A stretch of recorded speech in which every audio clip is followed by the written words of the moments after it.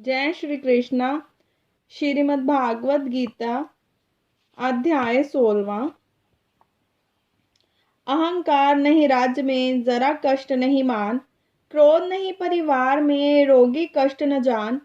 ऐसा नरवर धन्य है जपे जो मेरा नाम, मैं उनका ही हो रहूं अर्जुन आठों याम।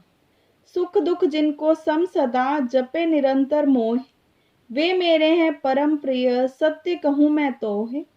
संतोषी निष्दिन रहे मेरे पर विश्वास, ऐसे भक्तों का रहूं हे अर्जुन मैं दास।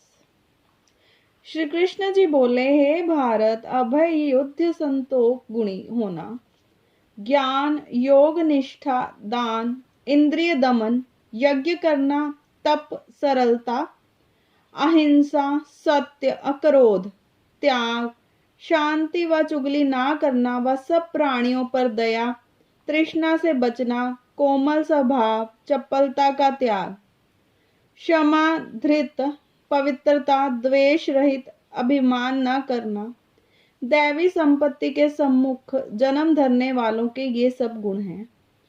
हे पार्थ, दंभ दर्प अभिमान क्रोध कटु भाषण और अज्ञान, ये सब असुरी संपत्ति के सम्मुख जन्म लेने वालों के प्राप्त होते हैं। हे पांडव, दैव संपत्ति मोक्ष और असुरी संपत्ति बंधन का कारण होती है। तुम शोक ना करो, क्योंकि तुम दैवी संपत्ति के भोग को जन्मे हो। हे पार्थ, इस लोक में देव और असुर ये दो प्रकार के प्राणी उत्पन्न किए गए हैं। धर्म में प्रवृत्ति और अधर्म में निवृत्ति असुर लोग नहीं जानते। उनमें न सोच न आचार और न सत्य ही है। उनके मन में जगत की उत्पत्ति का कारण काम से प्रेरित स्त्री पुरुष के संयोग के अतिरिक्त और कुछ नहीं है। मलिन आत्मा, अल्प बुद्धि, दारुण कर्म करने वाले इस संसार को नष्ट करने के हेतु पैदा होते हैं और दुष्कर्म करके आश्रित होकर वे दंभी, मान और मद से युक्त पुरुष नीच कर्म में प्रवृत्त होते हैं। वे मृत्यु पर्यंत चिंता से ग्रसित हैं। काम उपभोग ही सब कुछ है, इसी को सर्वस्व मानते हैं।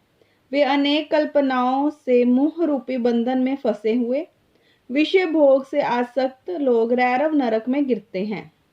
जो अपनी बड़ाई आप करते हैं, धन धान्य के मद में चूर्ण रहते हैं, शास्त्रोक्त विधि छोड़कर केवल नाम के लिए ही यज्ञ करते हैं, अहंकार बल घमंड काम एवं क्रोध से युक्त हैं, अपनी तथा औरों की देह में स्थित मुझसे द्वेष रखते हैं तथा मेरी निंदा करते हैं, इन द्वेष करने वाले क्रूर और अधम पापियों को मैं संसार की असुरी योनियों में ही डालता हूँ।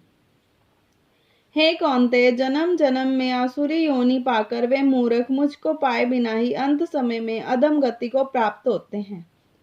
काम क्रोध तथा लोभ तीन नरक के द्वार हैं जो आत्म का नाश करते हैं। इस कारण तीनों को त्याग देना चाहिए। 16वें अध्याय का महात्म्य।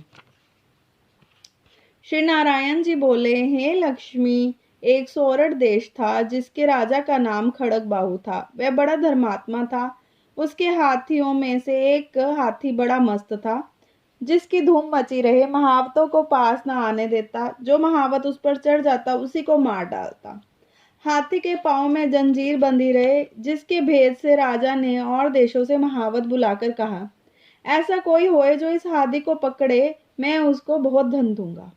हे लक्ष्मी, इस हाथी को किसी ने नहीं पकड़ा। एक दिन हाथी नगर में चला गया। सामने से एक साधु चला आया। लोगों ने उस साधु से कहा, हे संत जी, ये आपको मार डालेगा। संत ने कहा, तुम देखो श्री नारायण जी की कैसी शक्ति है। हाथी को क्या सामर्थ्य है कि जो मुझको मारे।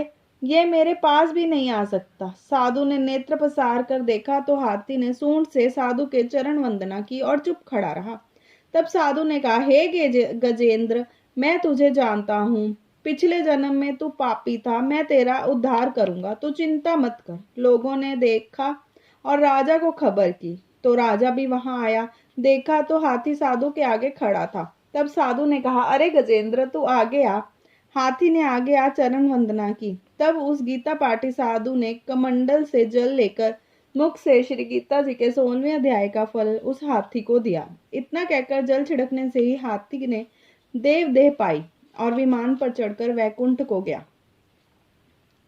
राजा ने संत जी को दंडवत प्रणाम की और कहा, हे संत जी, आपने कैसे मंत्र कहा जिससे इस अदम दुखदायक को सदगति प्राप्त हुई? संत जी ने कहा, मैं इस गीता के 16वें अध्याय का फल दिया है, जिसका मैं नित्य पाठ करता हूँ। यह सुनकर राजा ने भी पाठ सीखा और अपने पुत्र को राज्य देकर आप वन में जाकर तप करने लगा। 16वें अध्याय का पाठ नित्य किया करें। समय पाकर राजा को मुक्ति प्राप्त हुई।